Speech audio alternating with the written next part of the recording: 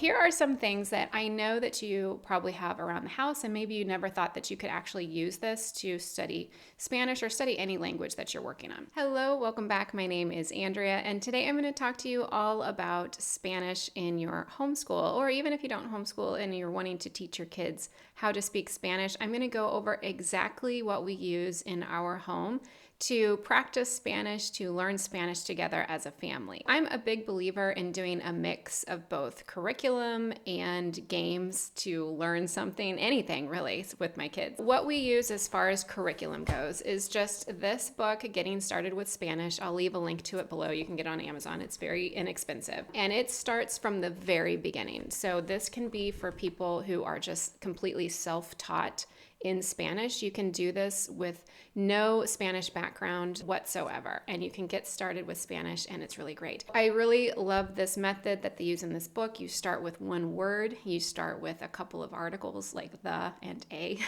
and you build your sentences from there, and you're constantly reviewing. So it's really the vocabulary that you learn in this book and the grammar that you learn just in this Getting Started book is very, very solid. So I love mixing this book with our games.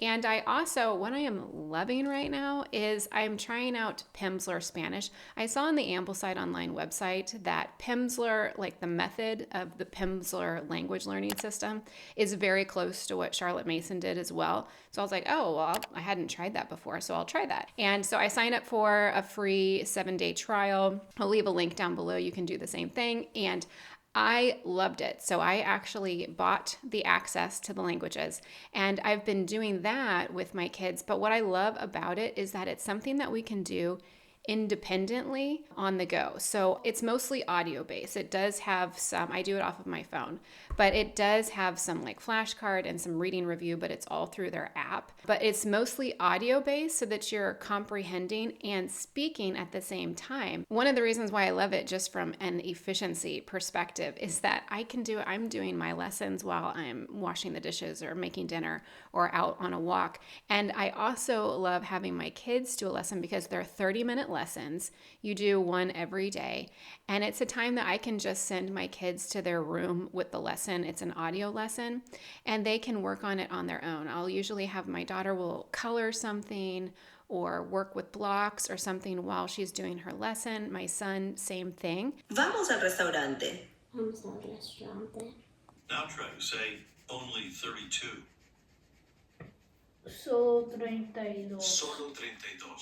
And so it's not a struggle for them to get through it. And it's really just them listening and repeating back what they say. And so that has really opened up the floodgates, especially for my daughter, who was a little weaker in the Spanish language. She is really starting to speak it a lot more just in everyday life. And so I have noticed a huge difference with her, and it has been really, really wonderful. So I highly recommend Pimsleur. I have a link down below if you would like to try the 7-day free trial. Okay, so that's really it for a structured curriculum. I use Getting Started with Spanish and Pimsleur at the moment.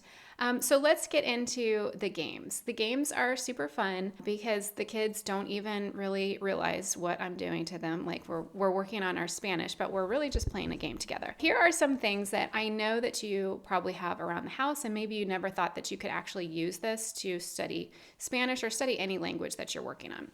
First of all, Uno. This is particularly great if you are beginning and you're just working on colors and numbers. So the numbers don't go very high, and the colors are very simple. So you would say rojo nueve, okay? And so this is when you're playing Uno, just do it in the language that you're studying. Rojo, tres rojo, okay? And so you can do that with your Uno game. And you can also say like, if you have a skip card, it's just falta. And then you say the person's name. I'll say, oh, falta Robert, next person. Tu turno is your turn. And then if you win, you can just say, yo gané, I won, like that. So Uno is a wonderful one that you can just switch around and work on your numbers and colors. And I love Uno too because the little kids can play this game so easily as well. Oh, go fish, ve a pescar, go fish. So again, if you just have a regular deck of cards and you like to play Go Fish together, and you can work on like tienes un tres? Do you have a 3? Tienes un cuatro? Do you have a 4? So this is very simple. You don't really have to get all crazy with it. All that you really need, if you might not know, is like if you have a king, tienes un rey, reina, a queen, or a jack, jota. Sorry about my cards. I got these in a Happy Meal, and this was like the best Happy Meal toy ever. I use them for like all of our math games that we do together. So, tienes, do you have, and then you say the number, and then you either say sí or no, ve a pescar, go fish. Okay. You can play hot potato, papa caliente, and you can just throw around an object, and when it lands on something, they have to say a color in Spanish or whatever you're working on, or name something in the room in Spanish. And then if you can't do that, then you're out. Oh, duck, duck, goose was a fun one. I did that in our homeschool co-op a lot, just to kill time. Pata, pata, ganso. So duck, duck, goose. And then you can use the word like corre, corre, corre, run, run, run. And again, yo gané, I won, or tú ganaste, you won. Let's see. Oh, veo, veo, I spy. So veo algo azul. That's all that you need. I see something, and then you name the color. And then again, you don't have to be super fancy with the language. This is just something, now they're just going, I have noticed when I do like the veo algo rojo, my kids are going rojo, rojo, rojo, and really connecting that color with the word. Twister is another easy one that you can do, because you really only need to say what? Mano and pie. You could say mano en amarillo, so hand on yellow.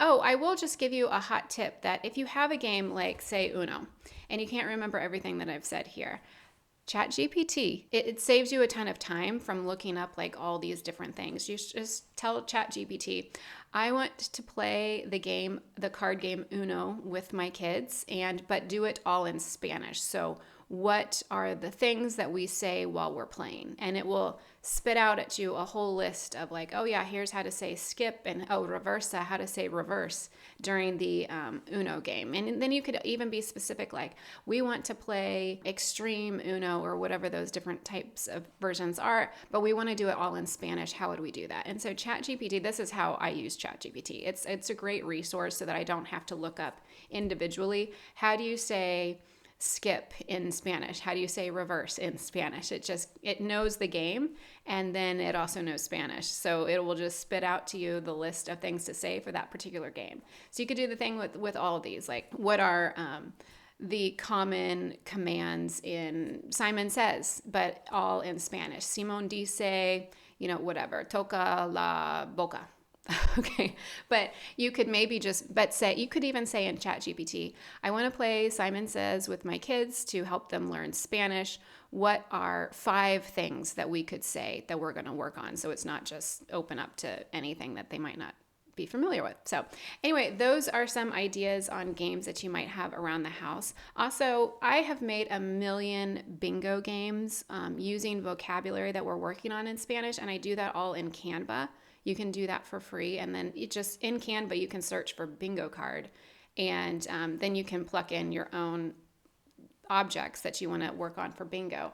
Another one that I like, I got this off of Amazon as well. It is the official Loteria Mexican bingo game. And so, just a word of warning, there are some things on these cards that are not child friendly. The good thing about that, though, is that there are enough cards to where I could pull out all the cards where those things were on it and still have enough to go around. You can pull out the ones that you deem to be inappropriate and put those away, and then just use the ones that are appropriate. But why I like this is because this is also just a cultural game. It's a very famous Mexican bingo game. People just all over the Spanish-speaking world are familiar with Loteria. And so this is also just real easy to learn some vocabulary because everybody has their card. And the caller, like, you don't have to know how to say all of these. There's just a card that you flip up, and it's you flip up the card, and it's La Araña. But then everybody can see the picture. And then the more you play it, I've noticed that my kids don't even look up anymore. They're like, La Araña, spider, spider, spider, and they're looking at their card. Whereas before, when we first got started, they were looking up to see what each individual thing meant. It's a way to learn 20, 30 words in Spanish. I'll leave a link to this below where I got this on Amazon. It's really good, but again, I just wanted to put in that warning that I have pulled certain cards out because they just had certain images on there that weren't appropriate for a 6 and a 9-year-old. Would probably be appropriate for teenagers, but I leave that up to you, in your hands. Oh, another thing that we do enjoy as well. Soy Carlos is a book that we read all the time because it starts out at a very basic level. It starts out as Hola, soy Carlos. And you can see the drawings here are very simple, but my kids actually kind of get a kick out of this. And this was actually written by a Spanish teacher. She goes by Small Town Spanish Teacher on social media.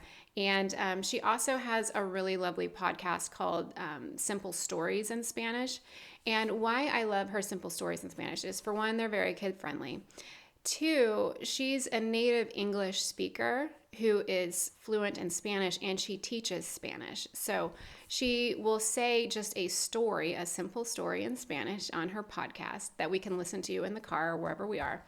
And she speaks in a very good pace, and also her accent isn't so difficult to understand because she's a native English speaker, which actually makes her very easy to understand, and for me.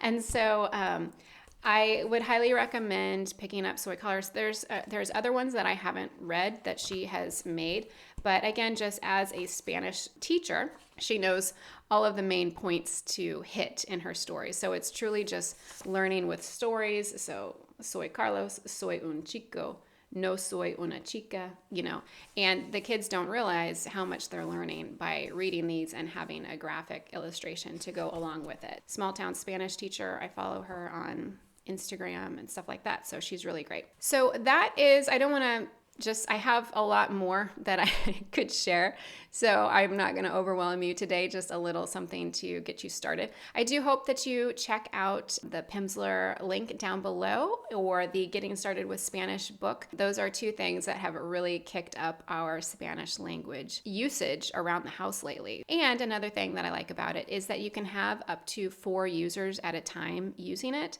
So I use it, my son uses it, my daughter uses it. I'm trying to convince my husband to use it, but he's actually just a lot better at Spanish than I am. So he's kind of like, why? I just like it because it's just getting my brain thinking about it more and more often. And also it helps me to know what the kids are learning on their lesson. And so we're using the Spanish together that we're learning in the lessons, but we don't have to be doing it at the same time. So it's just very time efficient, time friendly. Pimsleur actually is making me consider learning other languages myself. I have high hopes for my children to learn multiple languages, but I kind of thought that I might be a bit of a lost cause. I'm like, if I could just master Spanish, that would be really great.